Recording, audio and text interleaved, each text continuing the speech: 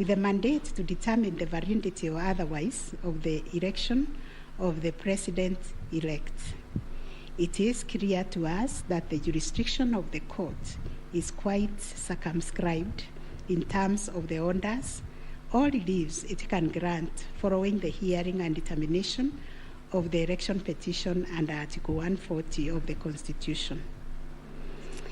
In the event the court determines that the election of the president-elect is invalid, it must make an order nullifying the election.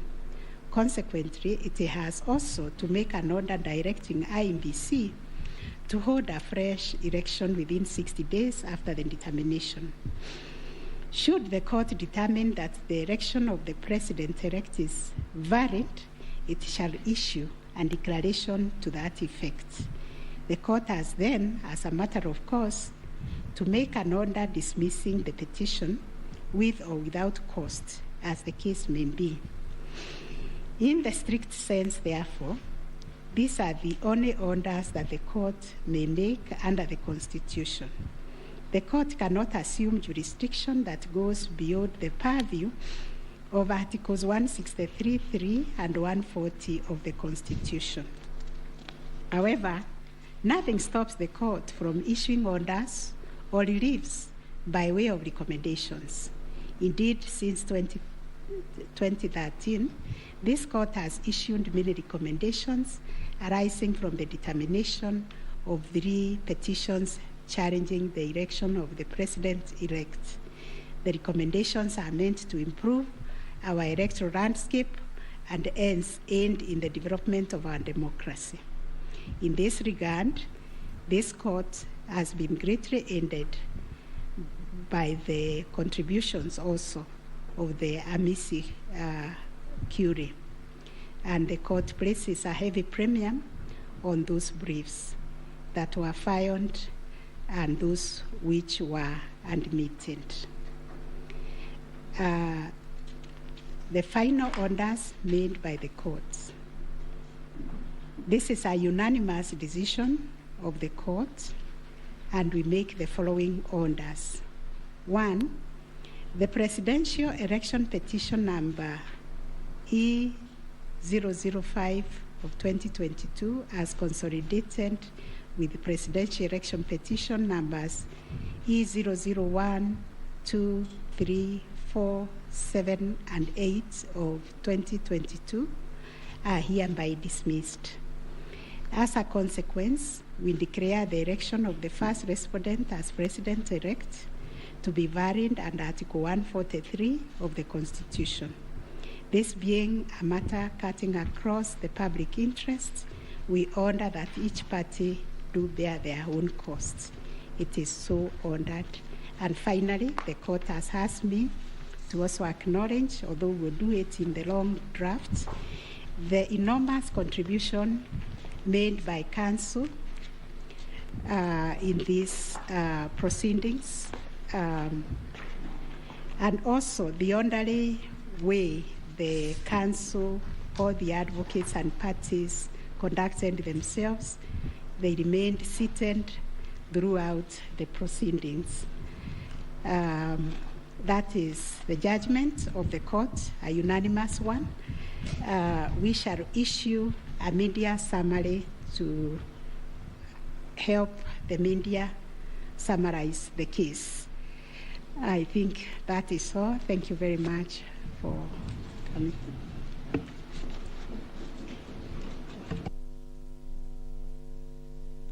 My Lady, Madam Chief Justice, and the learned judges of this court, again, I am requested by my colleagues to thank you most profusely for your labors into delivering this judgment, listening to all of us, and giving our nation this judgment so that we may move forward. Thank you, and God bless you. It may please the court. It is not true that I asked the Attorney General Emeritus to talk on our behalf. Next time you should talk to me. Let me similarly, on behalf of the lawyers for the counsel for the first and second petitioner, thank the court. It has been a journey, worthwhile journey, sitting through these proceedings. And we thank the court for your patience and for the delivery of this judgment within the time stipulated. We thank you.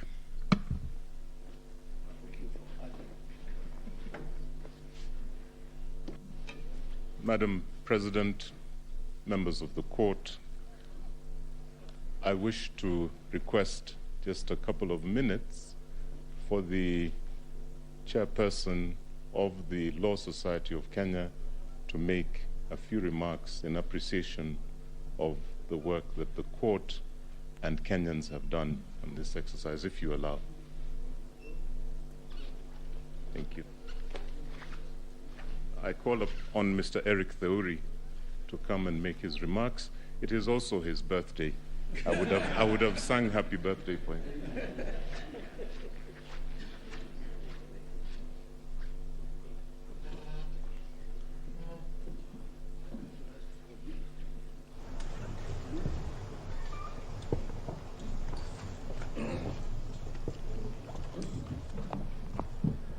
My Lord, the Chief Justice of the Republic of Kenya, the President of the Supreme Court, the Deputy Chief Justice and all the Justices of the Supreme Court, I think it would only be fair that I make my remarks after counsel for the respondents, Senior Fred Ngatia, makes his remarks to the court.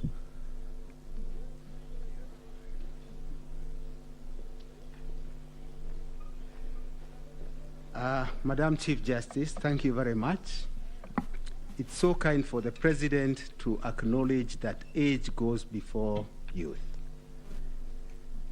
Mine is to thank the court, to thank my learned friends for the effort we all expended. We thank this court for clarifying certain issues, and we look forward to a less corrosive 2027. Thank you very much.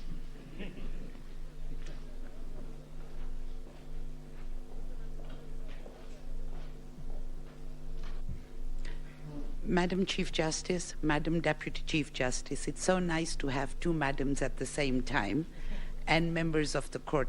Since there are only men talking, I decided that I should become a woman and talk. It's becoming too much of a male affair in here. But on behalf of I think we were the third petitioner, I wish to thank you, and you've clarified the Regulation 87.4, which I was feeling very passionately about, that it was unconstitutional from what I've heard. But thank you very much for the time you spent, and we do apologize if at times we looked like hooligans. I mean, you have said we behaved well, but we didn't behave as well as we should have. But thank you very much for your time and for delivering this judgment.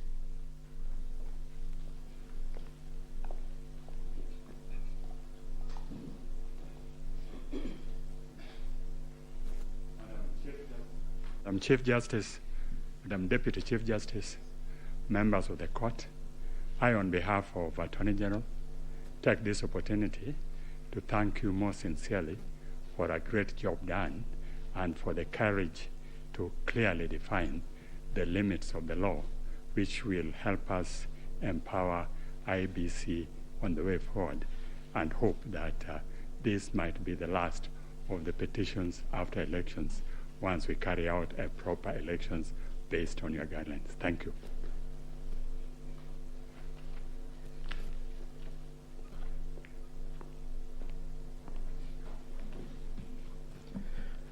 The Chief Justice and the Justices of the Supreme Court, on a light note, my members would be extremely worried if we take the submissions of Senior Counsel Orengo that this should be the end on account of fees. But Baleli, the Chief Justice, on behalf of the Law Society and all the members of the society, we wish to, first of all, take this opportunity to thank the court in the manner in which it has conducted these proceedings extremely efficient, especially in light of the really short and strict timelines that you've had. But the management of the proceedings, the manner in which the court adopted a somewhat inquisitorial nature to the conduct of these proceedings is something that as a society we have noted, and we wish to commend the court. And we do hope that the other courts, as they determine any petitions, election petitions that would go before them, will similarly adopt such inquisitorial attitude, so that we try and really enrich the process that these proceedings intend to achieve. Secondly, I wish to also thank the council, all the advocates who have appeared before you. They have demonstrated extremely high standards of decorum and courtesy, and have also demonstrated a flair for persuasion of the court, including the use of PowerPoints, and of course the now famous Pinky Pinky Ponky mimic. But all that really, I'm sure, has demonstrated, especially to the younger members of the society, how to conduct themselves before the court and how to really prepare a persuasive brief. And we thank all the advocates who appeared before this court for the good work that they have done.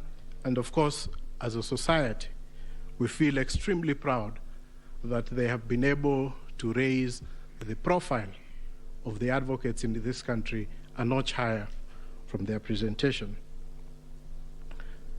So, my lady and my lord, it's not lost to us that at the end of these proceedings, and once we are able to get your judgment after 21 days, that it is democracy and the Kenyan people who are the winners. The decision today, in a way, validates the choices that were made by the Kenyan people on the 8th of August, and they also help to build confidence in the institutions that manage the elections and the court. We recognize that no country is born as a democracy, and that it is a process, and the process of challenging an election, as has happened before this court, is part of the processes of building confidence within the electoral system. And we thank all the petitioners for choosing to challenge the results before this court. But at the end of the day, Kenya stands tall as a beacon of democracy, and we're very grateful that we've had this opportunity also as a law society to appear before the court and to give an amicus brief which the court has had time to consider. So we thank you and we wish you a good day. I know it has been a long 14 days, but you can rest, and we'll be looking forward to the decision that you deliver within 21 days.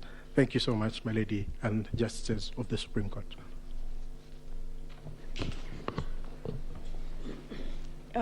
Thank you, Mr. President. I have been asked by the president of our court to react to your submissions, and in so doing, I am obliged to say that we are truly humbled by the statements that you have just made. More humbled because those statements come from both sides of the divide. And thank you for appreciating what we have to do within a very short while. Thank you for appreciating that it wasn't our wish that we were doing what we were doing. We were doing the wish of the Constitution of Kenya 2010, the laws of the Republic, the facts of the cases that you placed before us, and the evidence in rebuttal. We know that, and we have repeatedly said this, the President and I, whenever we have had time to talk to you in other fora, that we are incomplete without this side of the bar. We are incomplete without the advocates. We thank you. We will get opportunity to do that in the main judgment, in the reasoned judgment. But we really appreciate your industry. We were impressed by the submissions you took. And we were impressed, and we said this the last 3 days, I'll tell you something about that in a minute, by how deeply you believed in your clients' cases. That we think is a mark of an extremely grown legal profession, and we ask that you do not bring the bar down. You keep taking it up. In any contest of whatever nature, and even if we say there are no winners and losers, and even if we say that the winners are the Constitution and the people of Kenya, the truth is that some 6 million Kenyans will not be happy today. But that's the nature of the work we do. What we hope, and we hope you can advise your clients and our brothers and sisters that are the Kenyan people, that is what was expected. One side had to win. One side had to be in total or a great extent of compliance with the Constitution and electoral law than the other side. That's how we saw it. We thank you very much. We, the 7 of us, have not slept since we parted company on Friday. I think it is showing on our faces. And we thank you that you appreciate that we work under difficult circumstances, especially because of time. As ground rules, we agreed when we left you here on Friday that we would not pick any of your calls. A lot of you called us, but we just couldn't pick your calls. And I hope you understand that we couldn't. We saw that you were trying to call us, but we just could not pick the calls. I hope you understand. And now if you allow us, again, on behalf of these 7 men and women, thank you very much for appreciating what we have to do. Thank you for giving us the honor to serve this country in these capacities. And let's hope that we can continue to grow our democracy this way. And thank you very much for everything you also do for the country. And now you allow us to go home and sleep. Thank you. The court is adjourned.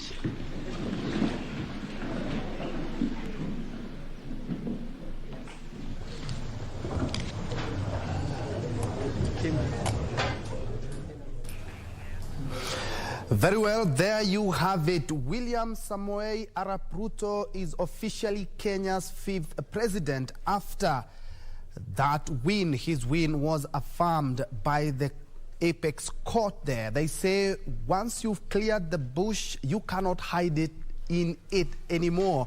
Well, the Apex court judges have cleared the 9 bushes that were standing between William Ruto and his win, and given the clean bill of health to the Independent Electoral and Boundaries Commission. While there are some issues here and there at the IEBC, yes, but that did not warrant the annulment, and they have affirmed that democracy and Kenyans are the winners. All the 7 judges, it was a unanimous decision, all the 7 judges have upheld that win. Ray? Indeed, yes. I was just Chief here. And there was one of the issues that rather came out, and this one we actually even saw. Yeah, indeed, William Ruto is the president-elect, and as soon as he is sworn in next week on Monday, then he officially gets into the Kenyan history books as Kenya's 5th president. That is after all the 7 judges said yes, indeed. And talking about Bush's or the petition, the final orders being the presidential petition has been dismissed. The election was valid and carried out in a manner that was free, fair, and verifiable. And as you can see from the pictures on your screen live from Uasin Gishu, Yosonyeri, and Milimani, and let me correct myself there, the swearing in will be next week on Tuesday. As you can see, jubilation in Nyeri, the yellow colors, the people there, the UDA colors, the UDA logo there, people celebrating the win. It's not anything different from the picture above, that is in Uasin Gishu. As you can see there, people had to brave the heavy rain, the heavy downpour in Uasin Gishu to ensure that they listen keenly to one of their own, William Ruto, hailing from that county. And as I had alluded to earlier, is that all the 9 issues have been dispensed with.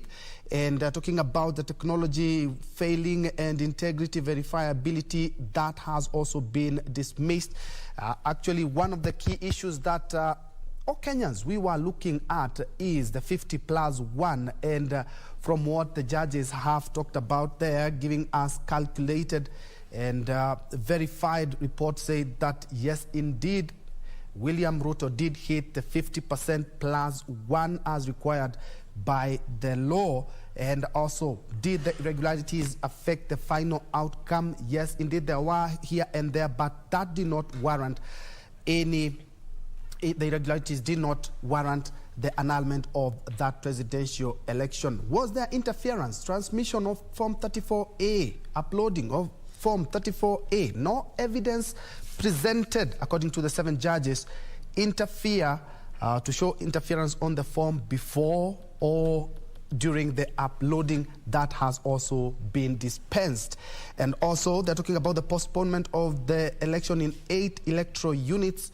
That has also been acted upon and said it was a genuine mistake, and IEBC should have examined the template, but it was not a calculated move to suppress voters in the 8 electoral units. Another issue that has been dispensed with is whether the IEBC tallied verified results as required in Article 138.3 and 138.10 of the Constitution. Yes, indeed, they did that. Right?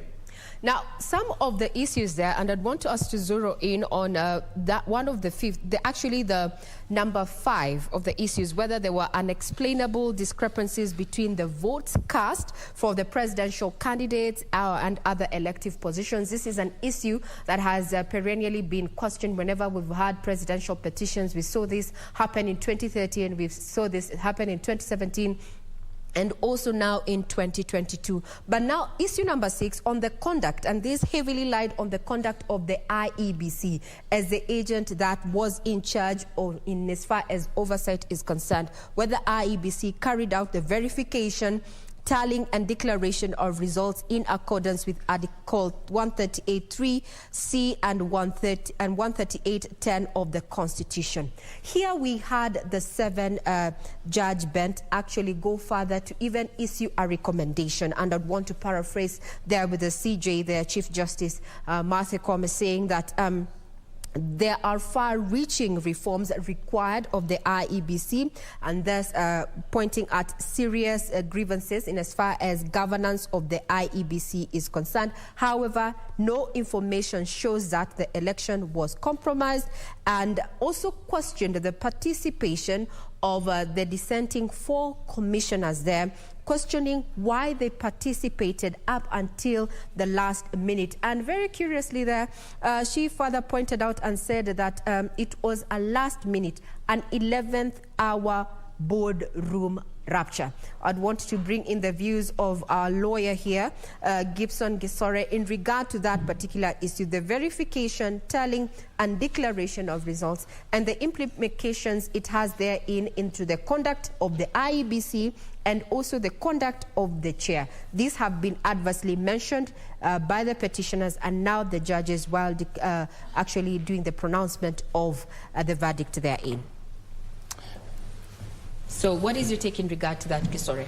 Regina, I think first, before I go into into answering your question, let me congratulate William Ruto the 5th, because that is now a momentous occasion for the country, because there has been an issue. We have been through this electioneering period for the longest, now that we have a president-elect, substantive. Now, talking about a president-elect, our viewers, what you're seeing on your screens is live pictures from the current residence there. We are also having live pictures from the, that is Nyeri jubilation, as you can see. Kenyans celebrating now the Supreme Court there, unanimously upholding the election of William Ruto as the 5th president. He's currently William Ruto president-elect. We expect that the swearing in is going to take place within 7 days after this particular judgment has been made. That makes it effectively September 13th. That is Tuesday. On your split screen there, you're having a different views there. We have Nyeri there in celebration. We are having sights and scenes also from current residents. And we are also having pictures from Uasin Gishu County, County 2, 027 there, and in Eldoret. Seemingly a calm crowd there celebrating that particular decision by the IEBC, by the Supreme Court there upholding the election of William Ruto as president-elect. His swearing-in ceremony will be on the 13th of September, 7 days after the pronouncement there by the 7-judge bench there, led by none other than Chief Justice Martha Koome. 9 issues were brought forth, and they failed the test of time, so to speak, to have a nullification of his election there. Now, Gisore, you were giving your opinion in regard to the impact. Yes. As I was saying, I want to congratulate William the 5th. Now, sorry, let me interject there. Let's have a listen in to lead counsel, senior counsel, and governor-elect Siaya James Orengo there in Mani. Are we all right?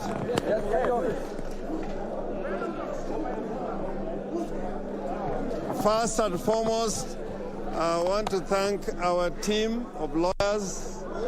As we know, we are a team of nearly 50 lawyers, and we have been working very hard for the last 14 days, this being the final day.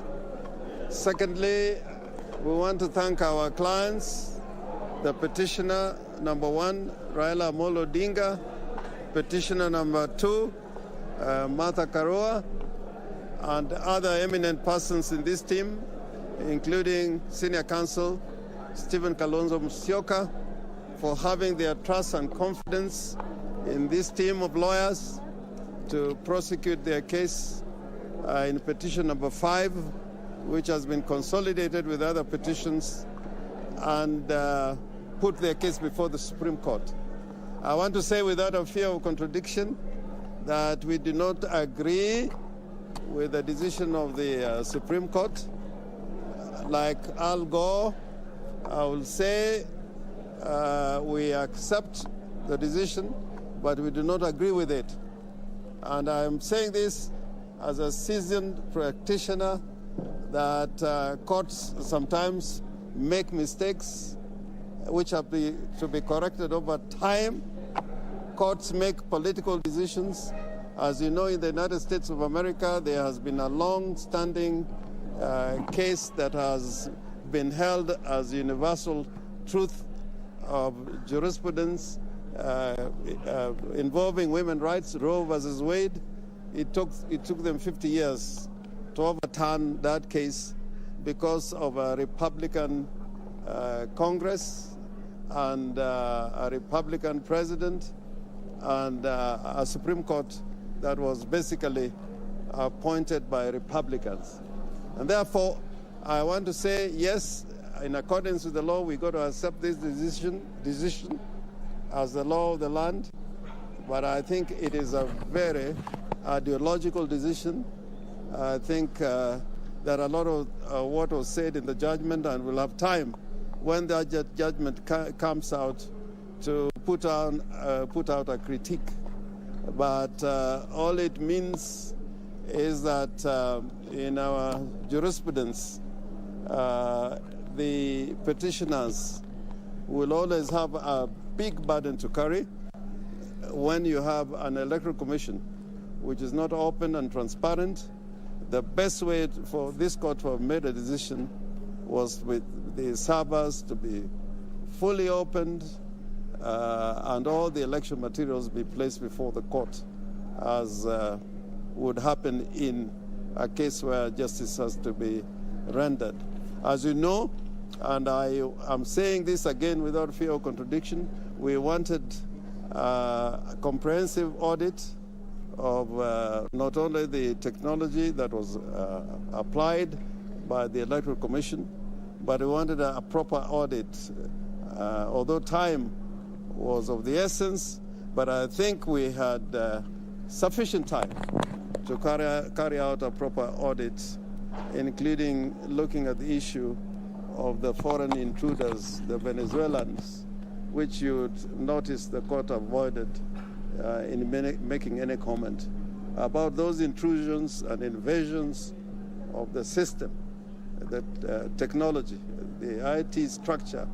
That again, the court did not refer to, but probably in the judgment, the recent judgment that is coming on the 21st, they will say something about it.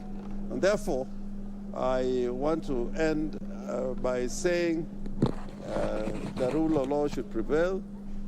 The court normally has the last word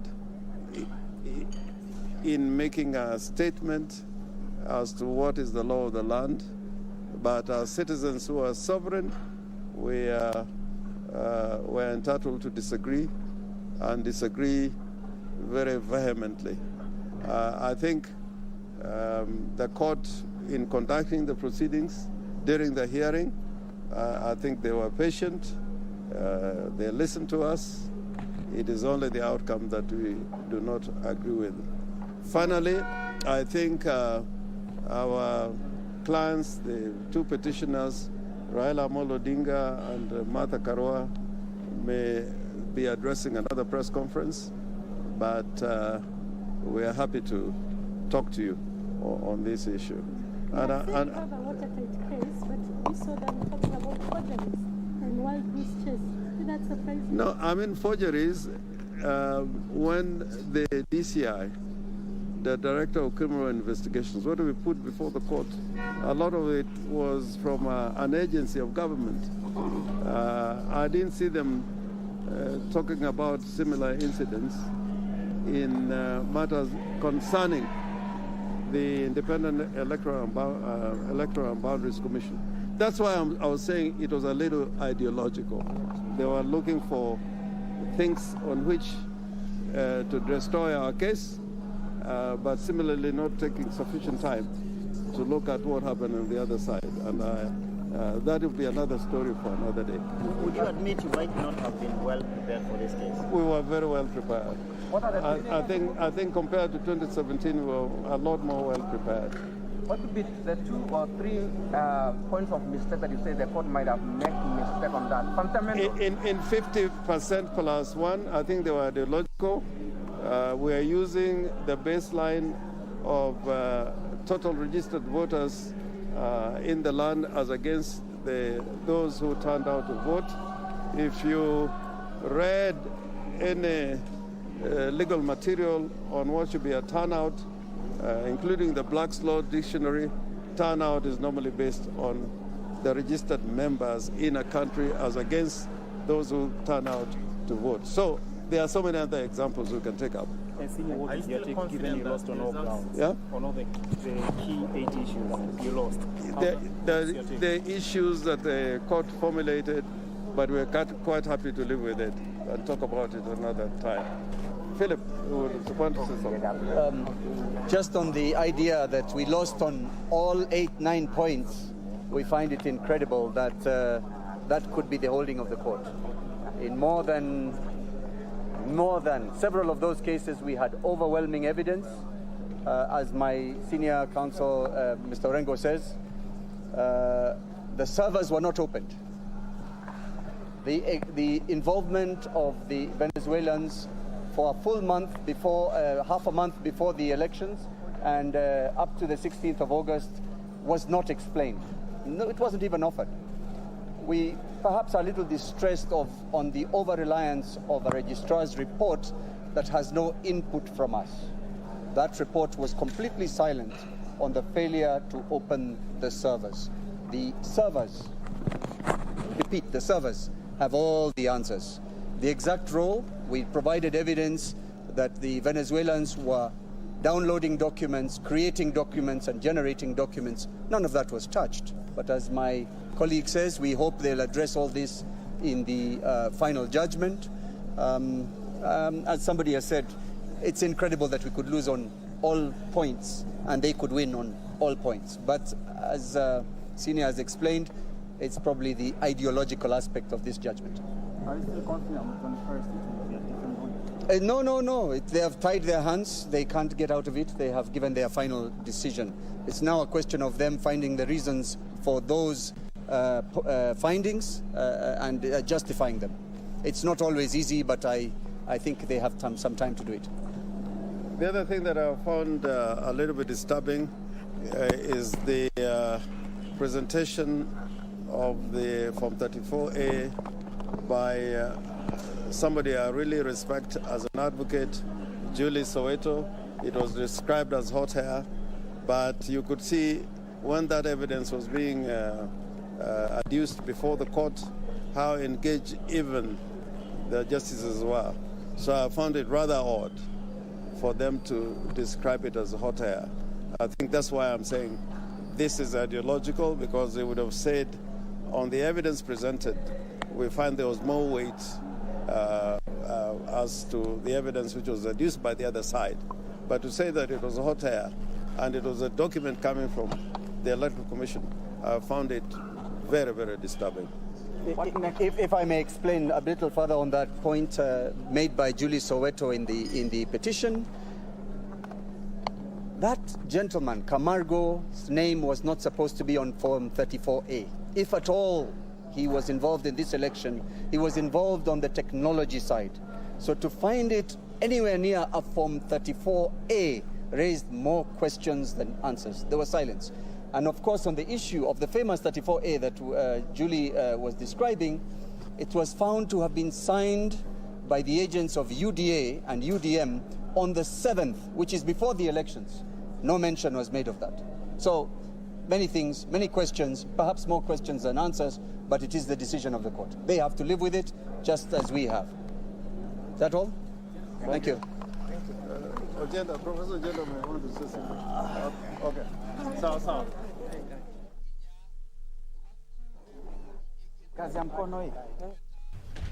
Well, that is the first press conference held by the petitioner's lawyer, Raila Odinga's lawyers. They are led by Senior Counsel James Orengo and Philip Murgor. And as I said, is that they are opposed to that judgment. Let's hear what the Nyeri governor has to say in regards to the same, but we will be crossing over there to know exactly their sentiments or sampling some of the sentiments of leaders. As you have seen, Uasin Gishu is packed, as you can see on your screen. There are also, as you can see, in Nyeri as well.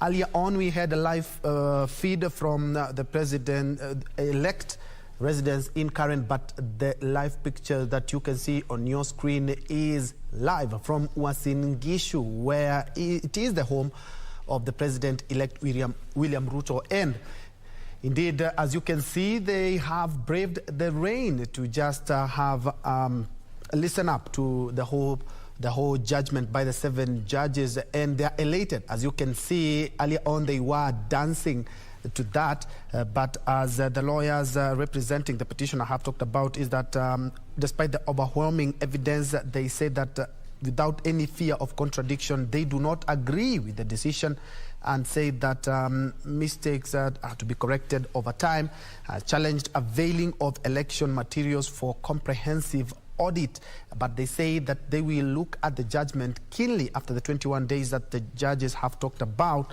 so that they may give a more detailed report on the same. They say they were more prepared than the year 2017. Ray, they say that they were even more prepared than 2017. Yes. And looking at all the issues were trended on by the 7 apex judges for a unanimous decision as well. Indeed. And yes, Troy, yes, that is something that has come up there from senior counsel James Orengo there, who was leading a contingent of at least 42 lawyers, you know, for the Azimio la Umoja One Kenya coalition there, putting off some of the prayers that they wanted. And they're saying, well, history has taught them something else, something new. In as much as they were prepared, well, it did not go their way, and they have picked that issue that all they have not even have had a single win or reprieve in all the 9 issues that the Supreme Court judges were making a decision on. And they said they even had some quite weighty evidence in some of the prayers that they sought. Remember, the question is, one of the issues was whether there was interference in the uploading of the transmission of the Form 34A from the polling stations to the IEBC public portal. This being the second issue that was they were seeking to have a judgment all. However, according to the Supreme Court judges there, who are unanimous in their decision that saw the upholding of William Ruto as president-elect, is that no credible evidence was presented to show interference, as well as the judges went further to just say that even with the findings of the scrutiny of 14 polling stations, there was no evidence, and that all the forms that were uploaded at the portal vis-a-vis what they found after scrutiny of the 14 polling stations is that the documents that were uploaded by the IEBC portal vis-a-vis what was found after that scrutiny that was ordered by the Supreme Court is that the documents were original and did tally. Then also they said that another issue that took is that whether there were unexplainable discrepancies between the votes cast for the presidential candidate and other elective positions, while declaring the judgment there, that are reading out the judgment, is that yet this is Martha Koome there said that this was an unproven hypothesis and there were no rendering them insignificant discrepancies to have the 7-judge bench annul, or rather nullify the election of William Ruto as president-elect in the August 9th polls. Those are just some of the live pictures of what is happening in various parts of the country, including Nyeri, Uasin Gishu, and a bit of CBD there. We'll be having a listening into what is happening in Karen, where we understand that leaders under the UDA, the Kenya Kwanza coalition there are meeting, having a meetup there, lunch, and maybe we are expecting that President-elect William Ruto is going to be addressing the leaders therein, as well as the public, being his first address officially after the judgment that has been delivered there by the Apex Court there. Now, among the issues that came up was, for determination was the issue on the verification, tallying and declaration of results at Troy there. And this bordered on also the conduct of the IEBC as an oversight body when it comes to matters of election, as well as the conduct of the commissioners and the conduct of the IEBC chair.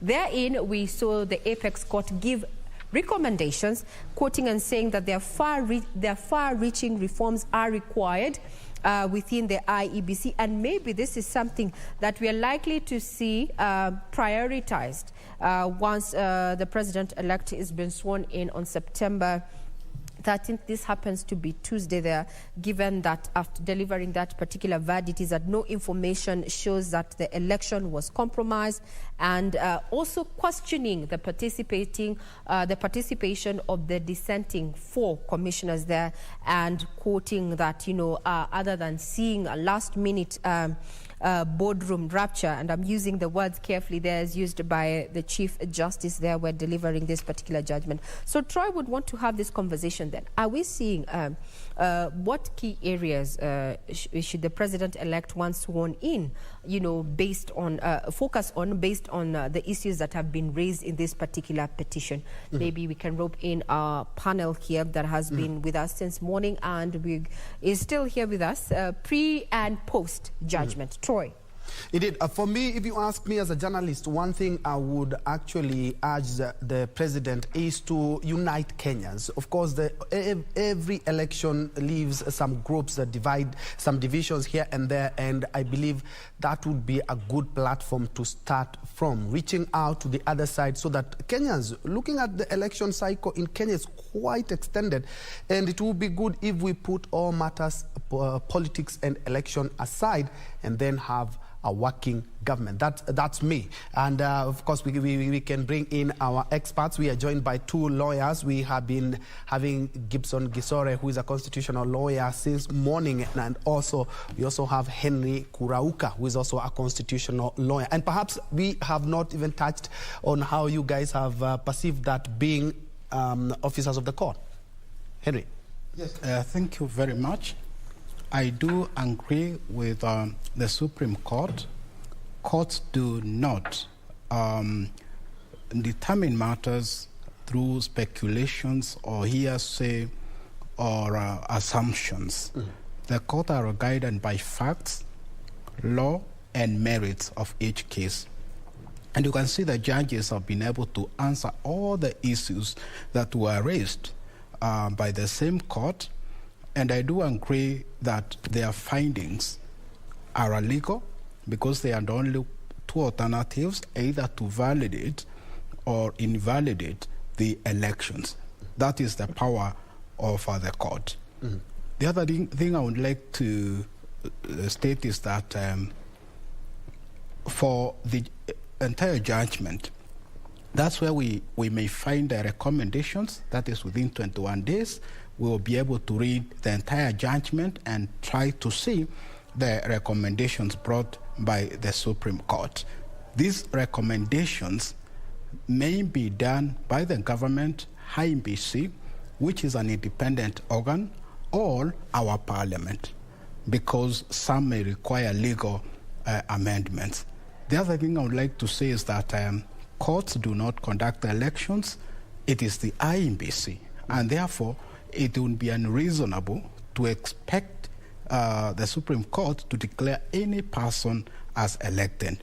Finally, Ben, I would like to say that now we have leaders, and congratulations for the leaders who have been elected. What we need now is to embrace constitutionalism, core values, whereby the leaders are able to adhere to the rule of law, to embrace the good ideas of governance, core values, integrity, and to act in good faith, because they have a time to serve Kenyans. And for Kenyans, this is the time now, I want to say, back to green. We go back to our usual activities, our day-to-day, because at the end of the day, people of Kenya are the sovereign according to our constitutions. So we have to embrace peace, we have to be, brotherly and sisterly, and ensure that no violence or any activities that may affect our peace.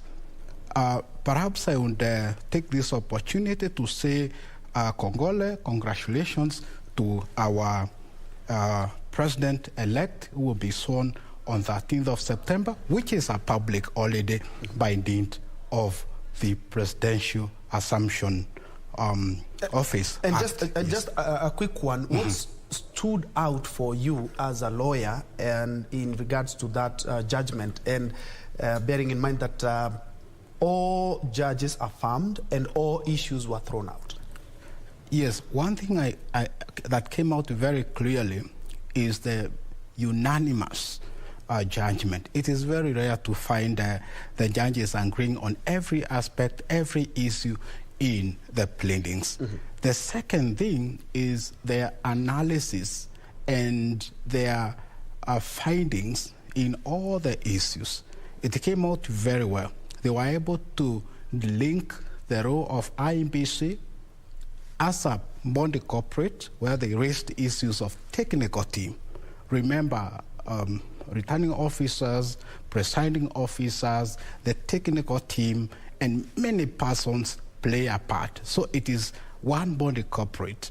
And the way they were able to interpret Section 138, subsection 3C, which refers to IBC to render credible and transparent elections vis-a-vis Article 138, subsection 10, that gives the chairperson power to declare presidential elections. The other thing is, of course, matters have higher standard than in civil matters, where it is balance of probabilities, and lower standards in criminal matters, where it is beyond reasonable doubt. And the judge is saying allegations of fraud, criminality, and so on are matters that require very high standards of proof, and they are beyond the jurisdiction of the court. Gisore, let me throw the ball to you.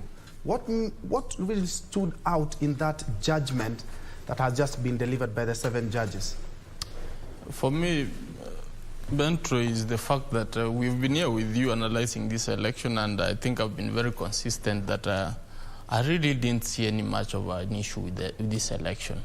My only concern was the boardroom rapture, which has been stated in point number 6, and that for me was very dear to my heart, because when I saw that happening during the announcement, I thought that that was very wrong, and that has been actually been cleared out in that we have seen the judges say that that was an corporate working for purposes of the IBC, and then there should be recommendations. I think more training should be conducted on how they should behave and on how they should be able to conduct their in-house affairs, because the law is very clear, and the law has been very clear.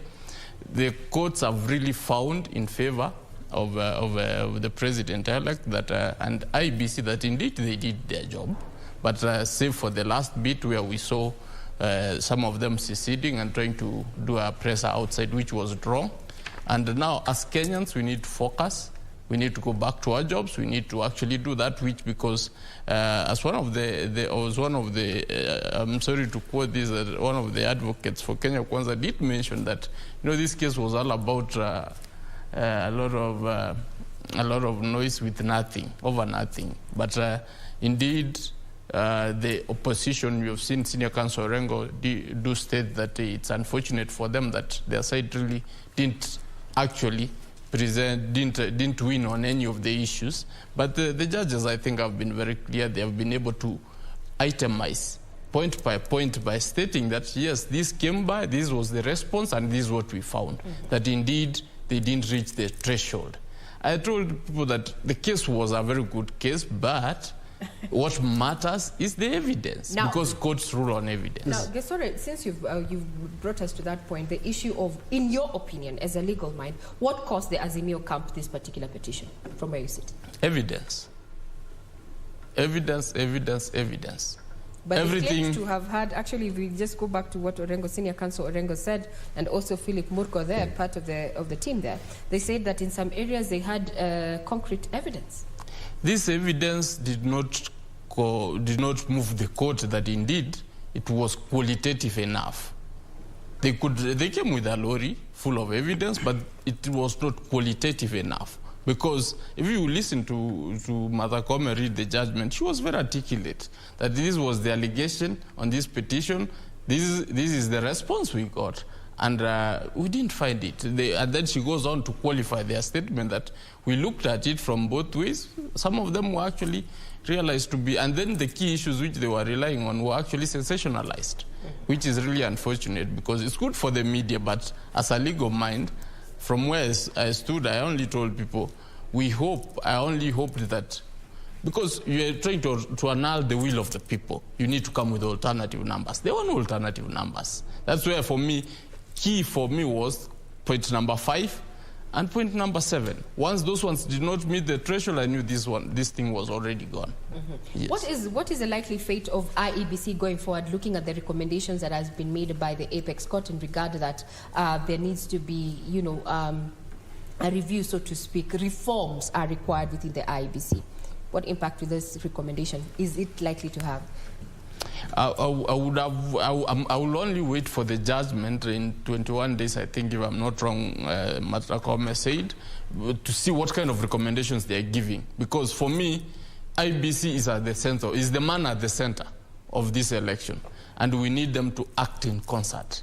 So we need to actually demarcate the role of the chairman and the commission vis-a-vis the commissioners, because that's where the big issue came. We didn't have any issue with the commission, which was tallying and verifying. And then the aspect that who is given what, because Nyangaya was trying to state that, I'm the one in charge of IT, but I was not involved. No. So those are some of the issues we want set out.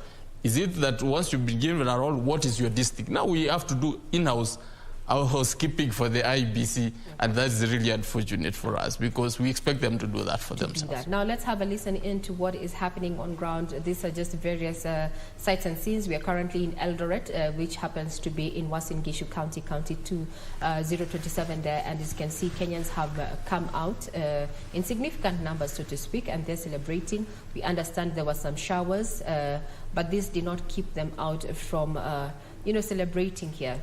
That the Apex Court there, 7 judges have unanimously upheld the election of William Ruto as president-elect, and we expect in the next 7 days he's going to be sworn in. 7 days from now is going to be the 13th of September. These are just sights and scenes happening in Uasin Gishu County. Let's just...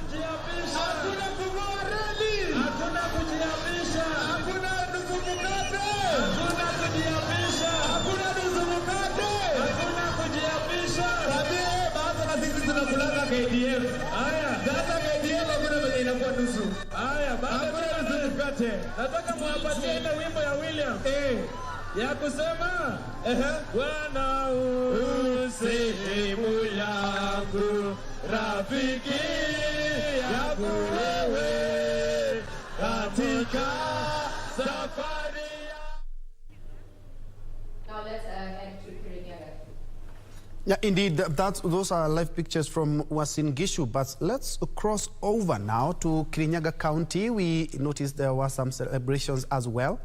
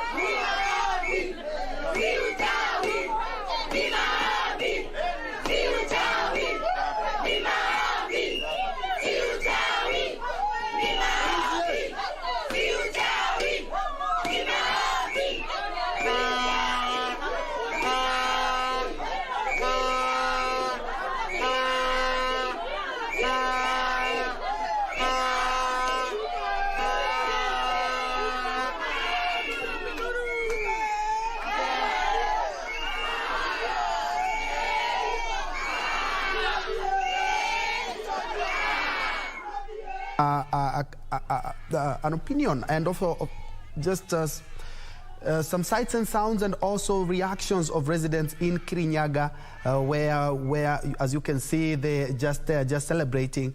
We heard Uasin Gishu and in Nyeri. I saw somebody ask what the governor was speaking about there, but unfortunately he was speaking in the local tongue.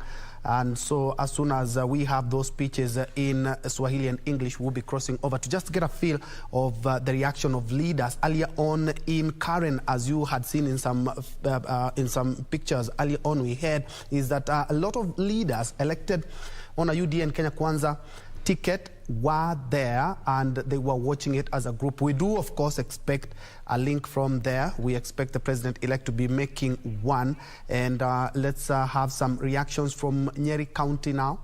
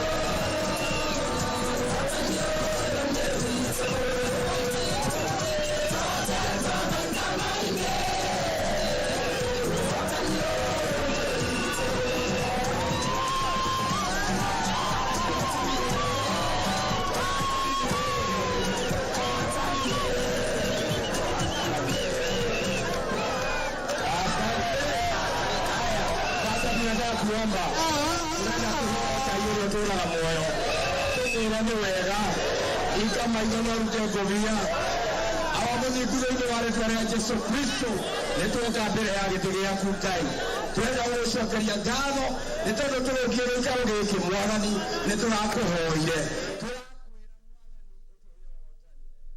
And that is Nyeri Governor Mutahi Kahiga there leading there. Some prayers there at the Nyeri CBD where, as you can see, it's jam-packed with jubilant supporters of Kenya Kwanza, UDA colors dotting the streets and singing. Rigathi Gachagua, who is the Deputy President-elect, hails from this county, so you have to be keeping a keen eye on that. And we, of course, we expect a lot of reactions from leaders there. And as you can see, we are back. There we have some videos from Kirinyaga on the bottom left, and we have Uasin Gishu on the on the right of your screen. And if my director can guide me on the bottom right of the screen, this should be images from Kisumu, right, my director? Anyway, it's just we're just keeping a keen eye and traversing county after county, just getting some of the reactions after the Apex Court made its determination on the presidential election, which all the 7 judges have affirmed President-elect William Ruto, setting stage for the swearing in on Tuesday next week. Ray? And the question is, now that this particular verdict is out there, what lies ahead for IEBC Chair Wafula Chebukati? Maybe we can hear from our counsels there. We listened to Henry Kurauka there. What does this mean? Because he has been adversely mentioned in this course of this particular petition. However, we have not had any criminal charges inferred on him, and this particular judgment does it exonerate the chair? Counsel Henry Kurauka, what's your take? In my view, the judges rather declined to discuss issues of criminal culpability because that is not their jurisdiction.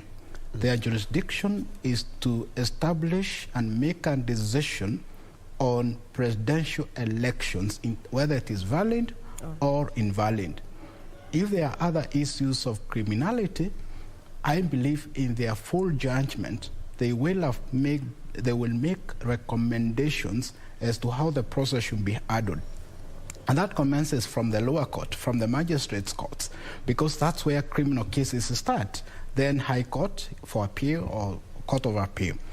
The other thing that we need to mention is that the jurisdiction of the Supreme Court is limited. Parties brought in so many matters, so many issues that were not relevant as provided in our Constitution. And therefore, a lot of things were sideshows, and I do agree with the judges. Finally, he who alleges must prove. That is the basic fact. And any court will only be persuaded by evidence presented, by facts, pleadings, and the law. Not innuendos, not social media, not assumptions, and so on. Thank you. And still on the same, I remember Senior Counsel there, James Orengo, talking about, and even Philip Mugol talking about, we are waiting for the comprehensive report on the same, and you've talked about the court lacking the jurisdiction for the culpabilities.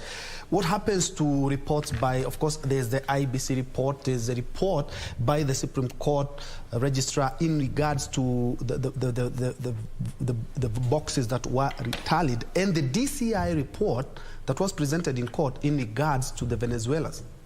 What remedies can they have? Right. The remedies could be of criminal nature if proved. However, in my view, today's judgment settles issues as far as presidential elections are concerned in 2022. No person can reopen these issues. However, where there are criminal issues, those issues can be dealt with in accordance with the law. And I'm informed there are a number of criminal cases pending relating to the election process, because if the returning officer or presiding officers commit a crime under Elections Act, they should be punished as per the law. But let me say this. This fight by the commissioners is wanting. We must condemn it, and in future, we want a united corporate entity. Let all commissioners sit down and resolve issues in-house, because coming to the public is not only threatening our peace, but it is also sending a very unfortunate image to the world, considering that IEBC is an independent body. It cannot be influenced by any other party under our constitution. Indeed, and perhaps to come to you, Gisore, I know this is not the right time to bring this up, but it's something that, of course, it has to be heard. That is, of course, there was a petition that had been filed in court, even before the petition by Raila Odinga. There was a petition filed in court in regards to the swearing in of President-elect. What happens? It's still pending in court. Bentro, I guess, yes, there was that petition, I think, was it by Senior Counsel Kibe? Kibe, yes. It was the advocate representing. Mm-hmm.